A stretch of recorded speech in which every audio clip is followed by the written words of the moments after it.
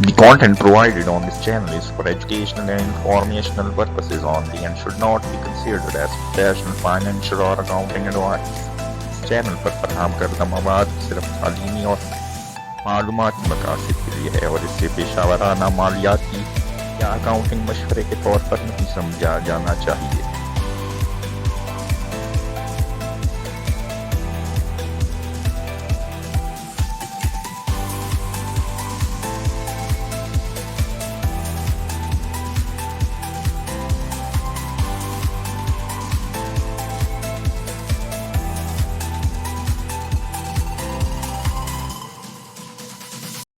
Hello friends, how are you. आज का हमारा टॉपिक है कैश इक्विवेलेंट्स। जैसे कि पिछले लेक्चर्स में हम डिस्कस कर चुके थे कैश इक्विवेलेंट्स एक टर्म, तो आज मैं आप लोगों के साथ इस टर्म को डिस्कस करूंगा। ये एक बुक कीपिंग से रिलेटेड नहीं है, लेकिन इसको यहाँ पर डिस्कस कर लेते हैं। अब एक टर्म यूज हुई है तो उसको डिस्कस कर लेते हैं। तो आज का लेक्चर स्टार्ट करते हैं। कैश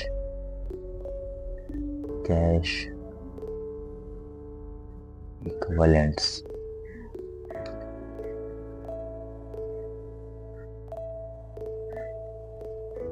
जैसा कि नाम से जाहिर होता है, इक्विवेलेंट्स यानी किसी चीज के बराबर होना।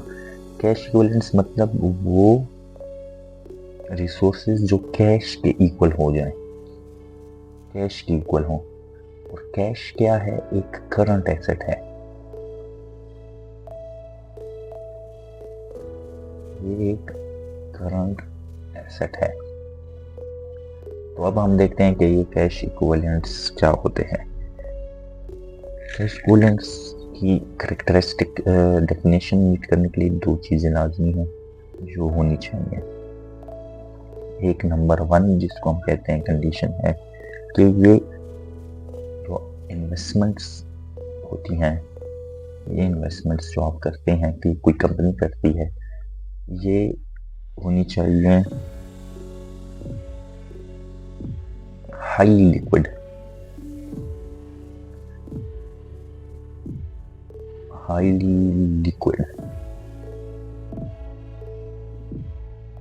इन्वेस्टमेंट्स होनी चाहिए।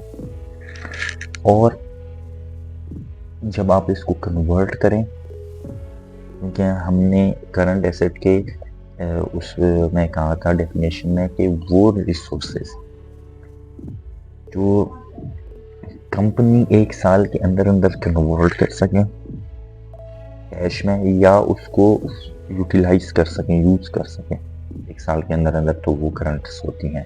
तो अब ये सेटल जब हो तो उसकी अमाउंट जो हो वो नोन अमाउंट ऑफ कैश,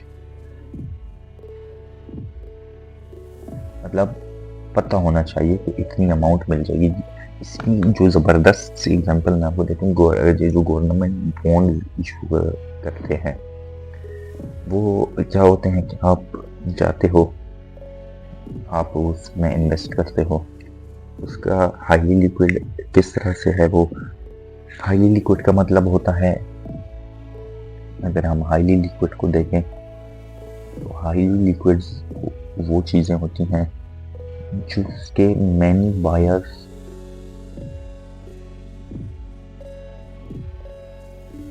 या सेलर्स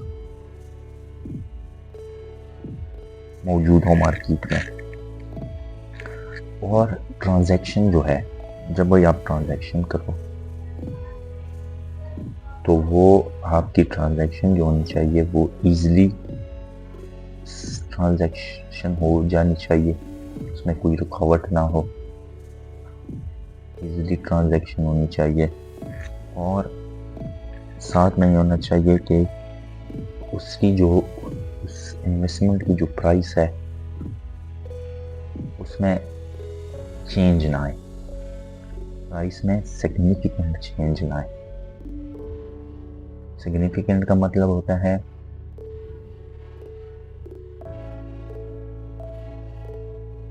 कि बहुत बड़ा चेंज कोई ना आए। माइनर सा इनसिग्निफिकेंट आ सकता है, जिसको माइनर कहते हैं, जिससे डिसीजन मेकिंग पे असर नहीं पड़ता। मतलब आप कोई चीज़ बेचने जा रहे हैं, थोड़ी सी चेंज है आप बेच देते हो, बड़ी चेंज हो तो डिसीजन मेकिंग पे फर्क पड़ता है, तो मतलब वो सिग्निफिकेंट हो जाए। सिग्निफिकेंट चेंज ना हो, इनसिग्निफिकेंट मामूली सा माइनर सा चेंज हो तो चल जाएगा, इनसिग्निफिकेंट चेंज ना हो तो सिग्निफिकेंट चेंज नहीं होना चाहिए। क्रॉस। अब यहाँ पे जो नंबर 1 कंडीशन है, अगर आप उसको देखें कैश इक्विवेलेंट्स के लिए, इन्वेस्टमेंट्स जो हाईली लिक्विड हों और उनकी अमाउंट नोन हो। जब आप गवर्नमेंट के पास जाते हो, आप बॉन्ड्स खरीदते हो, एक तो यह है कि उसकी अमाउंट नोन होती है, उसमें कोई चेंज नहीं आता। आप जाओगे, जितने के बॉन्ड्स आपने खरीदे उतनी पैसे आपको वापस मिल जाएंगे। हाईली लिक्विड कैसे है कि वो आप इजीली जाओ, वहाँ उससे वापस करो, उसमें कोई रुकावट नहीं है, ट्रांजैक्शन में पैसे आपको मिलेंगे, उसका बायर गवर्नमेंट है, वो आपसे उसी वक्त ले लेगा विदाउट किसी रुकावट के। तो ये एक इन्वेस्टमेंट ऐसी है जो कैश के इक्वल हम समझ लेते हैं, ऐसी इन्वेस्टमेंट। इसके लिए नंबर 2 कंडीशन जो, तो नंबर 2 कंडीशन है इसके लिए,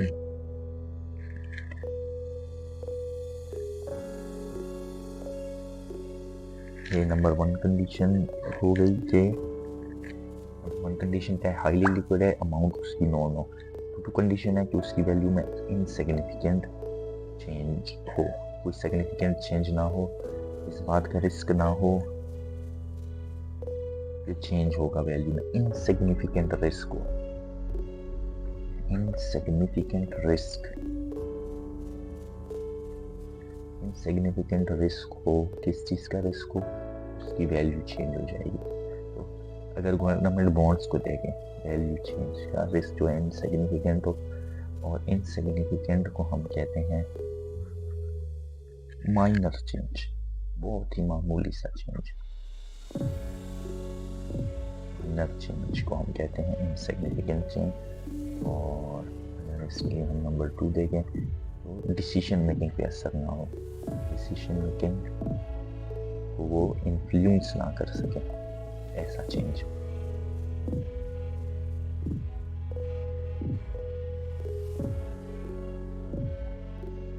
नॉट इन्फ्लुएंस। तो कैश इक्विवेलेंट्स क्या होते हैं? नंबर 1, वो इन्वेस्टमेंट हाईली लिक्विड हो, यानी उसको ईजिली, उसकी जब आप बेचने के लिए जाओ तो वो ट्रांजैक्शन ईजी तरीके से हो, उसकी प्राइस में भी चेंज ना आए, और बायर सेलर्स, इस केस में गवर्नमेंट बॉन्ड्स के केस में तो बायर आपके लिए गवर्नमेंट जो है मौजूद होता है। नंबर 2 कंडीशंस क्या होती है उसकी? इनसिग्निफिकेंट रिस्क हो, मामूली माइनर रिस्क हो, इनसिग्निफिकेंट रिस्क होते मामूली सा माइनर सा चेंज हो, और डिसीजन मेकिंग को इन्फ्लुएंस ना करे वो इनसिग्निफिकेंट। तो इनसिग्निफिकेंट रिस्क हो के वैल्यू चेंज हो। ठीक है, समझ आ गई? तो ये हो गई हैं कैश इक्विवेलेंट्स। इन चीज़ों को आप कैश के इक्वल समझते हो। अब इनको हम करंट एसेट्स क्यों कहते हैं? अगर आप देख लें तो कैश भी करंट एसेट होता है, तो इसको हम कभी भी 1 साल के अंदर अंदर जो है वो ईजिली आप कन्वर्ट कर सकते हो कैश में, और इससे जो है आप फ्यूचर इकोनॉमिक बेनिफिट ले सकते हो। अब गवर्नमेंट बॉन्ड्स मैंने ले लिए, मुझे 6 महीनों के लिए उन पैसों की ज़रूरत नहीं थी, मैंने जाके किसी कंपनी में जाके गवर्नमेंट बॉन्ड्स ले लिए, उन बॉन्ड्स पे 6 महीनों का इंटरेस्ट भी आएगा। तो ये क्या हो गया कि फ्यूचर इकोनॉमिक बेनिफिट, यानी इनकम आ रही है। ठीक है, तो ये हो गया फ्यूचर एक्स में एक्सपेक्टेड बेनिफिट भी है, और रिसोर्स है कंपनी ने हैंडल किया हुआ है, तो कंपनी जो है इसको 1 साल के अंदर अंदर कैश में कन्वर्ट कर लेगी। तो ये करंट एसेट है। बात याद रखनी है, कैश इक्विवेलेंट्स करंट एसेट्स होते हैं। तो मैंने समझा भी दिया कि करंट एसेट्स होते हैं। अब हम देखते हैं करेक्टरिस्टिक्स ऑफ कैश इक्विवेलेंट्स के। कैश इक्विवेलेंट्स के कुछ करेक्टरिस्टिक्स होते हैं, कुछ खसूसियात होती हैं जिनसे आप उनको पहचान सकते हैं कि कैश इक्विवेलेंट्स हैं। तो cash equivalents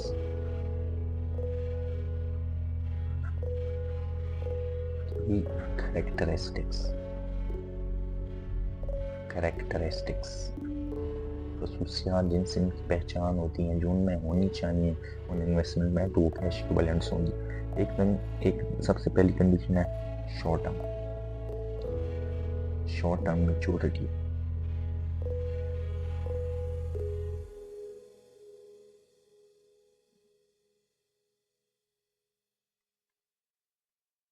short term maturity का मतलब है यानी एक ऐसी इन्वेस्टमेंट बहुत ही कम टाइम में सेटलमेंट के काबिल हो जाती है, तो वो उसको हम कहते हैं शॉर्ट टर्म में मेच्योर हो गई है वो। यानी मैं एक गवर्नमेंट बॉन्ड लेता हूँ तो 3 महीने 4 महीने बाद मैं उसको ईजिली जाके सेल आउट करके अपना पैसा वापस ले सकता हूँ, उसमें चेंज नहीं आएगा और वो शॉर्ट टर्म मेच्योरिटी है। तो ये हो गया कैश इक्विवेलेंस। नंबर 2 कंडीशन उसके लिए होनी चाहिए, लो रिस्क होना चाहिए। नंबर 2 का करेक्टर्स क्या है कि लो रिस्क। अब लो रिस्क किस चीज का? लो रिस्क क्रेडिट रिस्क, लो क्रेडिट रिस्क, लो क्रेडिट रिस्क होना चाहिए। क्रेडिट रिस्क जो है उस इन्वेस्टमेंट के साथ बहुत ही लो होना चाहिए। अब अगर हम देखें कि क्रेडिट रिस्क क्या होता है, क्रेडिट रिस्क ये होता है कि अगर हम उसकी बात करें तो नंबर 1 क्रेडिट रिस्क के लिए होता है कि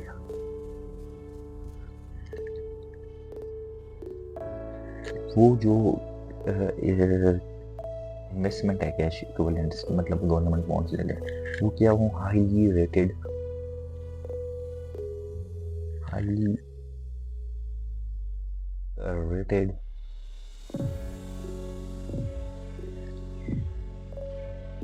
यूजर, मतलब वो जो चीज़ें हैं, वो जो इन्वेस्टमेंट है, वो जो इंस्टीट्यूट आपको प्रोवाइड कर रहा है, मतलब जिस तरह एग्जांपल ले लें वो ही बॉन्ड्स, वो गवर्नमेंट आपको होगी, तो गवर्नमेंट होगी उसका वो रिप्यूटेबल एक ऑर्गेनाइजेशन होनी चाहिए। हर क्रेडिट रिस्क जिसके साथ कम हो, एक तो हाईली रेटेड यूजर्स होंगे उनके साथ क्रेडिट रिस्क कम होगा, मगर उनके डिफॉल्ट्स के चांसेस कम होंगे कि आउट ऑफ कैश हो जाए तो वो आपको पे ना कर सकें, ये रिस्क कम होगा, तो ये क्रेडिट रिस्क हो गया।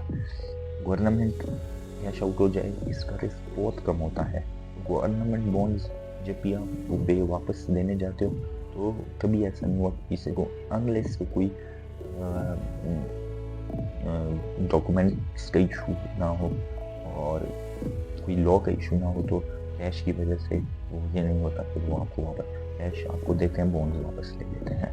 तो इसके साथ क्रेडिट रिस्क कम होना चाहिए और साथ में वो उसका जो मैच्योरिटी पीरियड है वो कम होना चाहिए। वो क्यों कम होना चाहिए? कि उसकी वजह से रिस्क कम होता है। जब मैच्योरिटी पीरियड कम होता है तो जो आपने इन्वेस्टमेंट जहाँ पे की हुई है, जैसे यहाँ पे गवर्नमेंट का, तो उसकी जो फाइनेंशियल पोजीशन है उसमें सिग्निफिकेंट चेंज आने के चांसेस बहुत कम होते हैं। 3 महीनों में, 2 महीनों में, 6 महीनों में क्या चेंज आ जाएगा? तो ये दूसरी कंडीशन है कि शॉर्ट पीरियड के लिए होंगे तो शॉर्ट पीरियड के लिए होंगे तो उनकी फाइनेंशियल पोजीशन में चेंज नहीं आएगा, इसका रिस्क कम होगा कि वो आपको रीपे ना कर सके। और वो अब देखो गवर्नमेंट बॉन्ड्स की बात करते हैं तो उसके ऊपर स्ट्रिक्ट रेगुलेशंस होनी चाहिए। नंबर 3 तो नंबर 2 कंडीशन होगी कि maturity period short maturity period.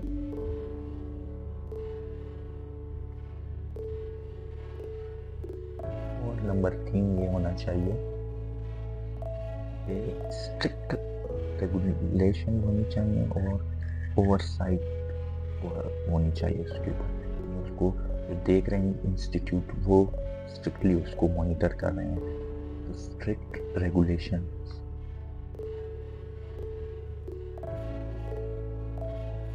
Government की गारंटी भी अगर हो तो और बेहतर है। गवर्नमेंट गारंटी कुछ इन्वेस्टमेंट के ऊपर होती है, जैसे ही मैंने आपको बात की बॉन्ड्स की, तो अब वो बॉन्ड्स के ऊपर गवर्नमेंट की गारंटी होती है, वो शॉर्ट टर्म के लिए भी होते हैं, गवर्नमेंट की फाइनेंशियल पोजीशन में ना चेंज भी कम पीरियड में नहीं आता, और हाईली रेटेड है कि गवर्नमेंट हमेशा किसी भी मुल्क की गवर्नमेंट जो होती है वो आउट ऑफ कैश होने के चांसेस बहुत कम होते हैं। तो कैश इक्विवेलेंट की वो इन्वेस्टमेंट के साथ लो रिस्क क्रेडिट रिस्क होना चाहिए, तो ये चीज़ें होनी चाहिए, तो वो कैश इक्विवेलेंट्स हों, ये कैरेक्टरिस्टिक्स हैं उनकी। इसके अलावा कंडीशंस को भी हम देख लेते हैं एक दफ़ा कि इसके अलावा क्या कंडीशंस हैं। तो इसके अलावा हम देख लेते हैं कि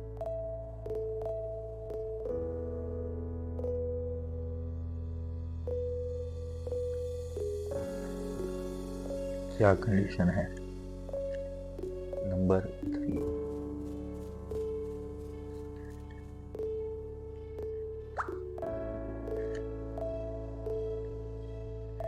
नंबर 3, कंडीशन है कि हाई लिक्विडिटी होनी चाहिए। ये तो मैं पहले ही समझा चुका हूँ, हाई लिक्विडिटी होनी चाहिए। हाई लिक्विडिटी का मतलब है कि वो इजीली उसके बायर मौजूद हो मार्केट में, उसकी प्राइस में भी सिग्निफिकेंट चेंज ना हो, और वो आप मामूली सी अगर प्राइस में एडजस्टमेंट करके वो आप इजीली बेच सकते हो। ये नहीं कि बहुत ज़्यादा चेंज करके उसको आपको बेचना पड़े। तो ये चीज़ों होंगी तो वो हाईली लिक्विड होनी चाहिए। और इसके अलावा लास्ट जो है पर्पस, ये बहुत ज़रूरी है। तो वो किस पर्पस के लिए वो आपने इन्वेस्टमेंट किया है, वो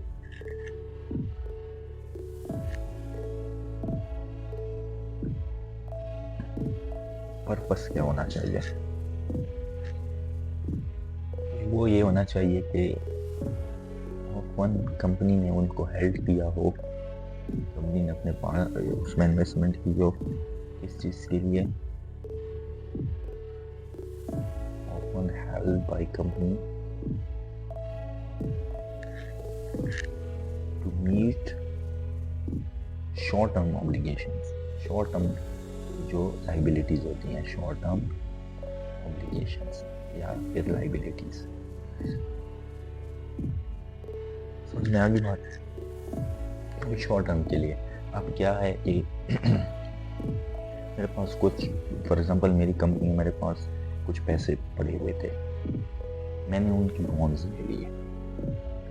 अब मुझे पता है कि अगर इस दौरान ये फॉर एग्जांपल 3 मंथ 6 मंथ का पीरियड है, इस दौरान मेरे ऊपर कोई छोटे मोटे करंट लाइबिलिटीज आ जाएंगी, तो मुझे पता है कि यार मैं इसी जाके जब मुझे ज़रूरत पड़ेगी मैं जाके 3 महीने बाद 4 महीने बाद जब ज़रूरत बॉन्ड्स वापस करके कैश दे दूँगा और अपनी लाइबिलिटी पे कर दूँगा। तो कंपनीज क्या करती हैं, इसी तरह करती हैं।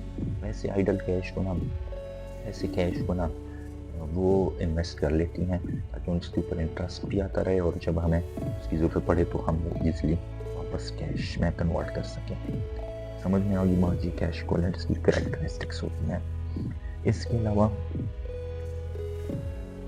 कैश इक्विवेलेंट्स की ज़रूरत क्यों होती है, अगर इसको हम देखते हैं इंपॉर्टेंट क्यों होते हैं कैश इक्विवेलेंट्स, जैसे कि कंपनी क्यों ये कंपनी ऐसी करती हैं। इसके लिए नंबर 1 कंपनी इसलिए ये इम्पोर्टेंट है लिक्विडिटी मैनेजमेंट। तो कंपनी की लिक्विडिटी होती है, इन्वेस्टमेंट की लिक्विडिटी की हम बात नहीं करें, कंपनी की लिक्विडिटी की बात कर रहे हैं। कंपनी अपनी लिक्विडिटी को कैसे मैनेज करे। अब अगर आपके पास ऐसी इन्वेस्टमेंट्स आपकी फाइनेंशियल में शो रही हैं कि आपने शॉर्ट टर्म इन्वेस्टमेंट्स की हुई हैं, इसी तरह गवर्नमेंट बॉन्ड्स या कुछ और शॉर्ट टर्म जो इन्वेस्टमेंट्स होती हैं, कुछ कंपनीज भी अपने कुछ सर्टिफिकेट्स होते हैं TDR वगैरह वो इशू करती हैं, उसके ऊपर आपको शॉर्ट टर्म पे होती हैं 3 महीने 6 महीने, और उसके ऊपर आपको इंटरेस्ट आता रहता है। अगर ऐसी इन्वेस्टमेंट्स आपकी काफ़ी फाइनेंशियल्स में शो हो रही हैं, करंट एसेट्स में, तो मतलब क्या होता है कि वो कंपनी की एबिलिटी शो कर रही होती है, एबिलिटी शो कर रही होती है कि वो अपनी शॉर्ट टर्म ऑब्लिगेशन मीट कर सकती है या नहीं, शॉर्ट टर्म लाइबिलिटीज पे आउट कर सकती है या नहीं। जब उसकी सेटलमेंट की बारी आएगी उनके पास इतना पैसा होगा कि वो अपनी शॉर्ट टर्म लाइबिलिटी पे कर सकें, तो ये उनकी एबिलिटी शो करती है। लाजमी बात है अगर आपके पास काफ़ी सारी इस तरह की इन्वेस्टमेंट मौजूद है तो वो बता रही होगी कि यार ये कंपनी जो है इन इन्वेस्टमेंट्स को किसी भी वक्त कैश में कन्वर्ट करके हमें अपनी लाइबिलिटी पे कर देगी। तो ये कंपनी की लिक्विडिटी को शो कर रही थी, एबिलिटी को शो कर रही थी कि वो कितनी हमें जो है ना कितना लिक्विड है, कितनी जल्दी पैसे वापस दे सकती है उस कंपनी की जिसने ये इन्वेस्टमेंट्स की हुई है। नंबर 2 है, नंबर 2 में ये होगी इसी से रिलेटेड फाइनेंशियल हेल्थ बता रही होती है, लाजमी बात है। फाइनेंशियल हेल्थ भी दिखा रही होगी, क्योंकि अगर कंपनी के पास इस तरह की इन्वेस्टमेंट है तो लाजमी बात है पता लग रहा होगा कि कंपनी के पास पैसा पड़ा हुआ है, ये पैसा ही है एक किस्म का, काफ़ी सारा पैसा पड़ा हुआ है। और दूसरी चीज़ होती है कि इन्वेस्टमेंट स्ट्रेटेजी कंपनी। तीसरी चीज़ जो होती है वो होती है इन्वेस्टमेंट स्ट्रेटेजी। अब कोई कंपनी है, जैसे मैंने पहले समझाया था, उसके पास कोई कैश पड़ा हुआ है फजूल का, फॉर एग्जांपल ले लें कंपनी ए है, उसके पास उसने अपने देखा है बैंक में कोई अमाउंट पड़ी हुई है, फर्ज करो एग्जांपल के तौर पे 10 लाख रुपए पड़ा हुआ है, 10 लाख रुपए पड़ा हुआ है। अब वो कंपनी ज़्यादा अच्छी होगी, दो ऑप्शन है, या तो इस कैश को उसी बैंक में रहने दो, ठीक है, जब ज़रूरत पड़ेगी निकाल के पे कर देना, पेमेंट की ज़रूरत होगी या कोई चीज़ खरीदनी। दूसरी कंपनी के पास एक ऑप्शन है कि आप उसको इन्वेस्ट कर दो, उस कैश को जिसकी अभी आपको ज़रूरत महसूस नहीं हो रही, आप उसको इन्वेस्ट कर दो और उसके ऊपर शॉर्ट टर्म इन्वेस्टमेंट करो, उसके ऊपर इंटरेस्ट अर्न करो, इंटरेस्ट अर्न करो उसके ऊपर। तो अब आप खुद देख लें कौन सा ऑप्शन बेटर है, ये वाला बेटर है, उस पर इंटरेस्ट अर्न करो और ऐसी जगह इन्वेस्ट करो कि वो हाईली लिक्विड हो, मतलब उस ट्रांजैक्शन को आप इजीली कर सकें, उसकी वैल्यू में भी चेंज ना हो। अब जिस तरह गवर्नमेंट बॉन्ड्स मैंने एग्जाम्पल दिए, आप ले लो गवर्नमेंट बॉन्ड्स, उसके ऊपर तब तक इंटरेस्ट ले रहो जब जरूरत पड़ गई, शॉर्ट टर्म लाइबिलिटीज़ पे करनी है और वहाँ बॉन्ड्स वापस करके आप वो पे कर दो, लेकिन उतने टाइम के लिए आपको इंटरेस्ट की अर्निंग हो जाएगी। तो ये स्ट्रेटजी होती है इन्वेस्टमेंट स्ट्रेटजी, तो ये कंपनीज करती हैं इस तरह की। तो ये हो गया आज का हमारा टॉपिक कैश इक्विवेलेंट्स को। उम्मीद है आपको समझ आई होगी, और इसके अलावा अगर इस टॉपिक से रिलेटेड आपका कोई क्वेश्चन हो तो लाजमी मुझे कमेंट्स में आप मेंशन कर सकते हैं, मैं उसको जवाब आपको ज़रूर दूंगा। मेरे चैनल को लाइक कीजिए, सब्सक्राइब कीजिए और बेल आइकन को लाजमी प्रेस कीजिए।